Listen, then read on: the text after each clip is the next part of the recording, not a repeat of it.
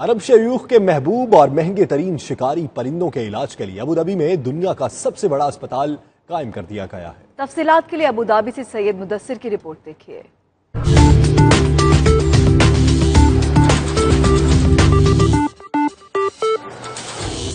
عرب شہزادوں کا شوق ہے شکار کرنا۔ اپنے شوق کی خاطر نیاب شکاری پرندوں کو رکھنا بھی ان کے مشغلے میں شامل ہے۔ عرب شیوخ اور شہزادوں کو پرندوں کی دیکھ بھال کے لیے غیر ملکی معالج کی خدمات لینا پڑتی تھی، اب ان کی یہ مشکل بھی آسان ہو گئی ہے۔ ابوظہبی میں دنیا کا سب سے بڑا ہاسپٹل بنا دیا گیا ہے۔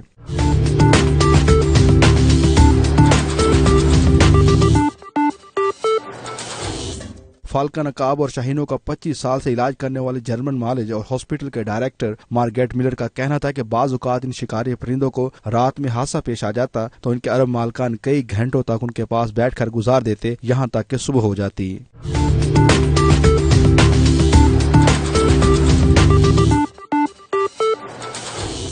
یہ شکاری پرندے عربوں کے لیے پالتو جانوروں سے بھی زیادہ اہمیت رکھتے ہیں۔ مشرق وسطیٰ کے ممالک جن میں متحدہ عرب امارات اور سعودی عرب قابل ذکر ہیں، ان میں بازوں کا پالنا ان کے صحرائی ورثے کا حصہ ہے جس پر کئی ہزار سالوں سے عمل ہو رہا ہے۔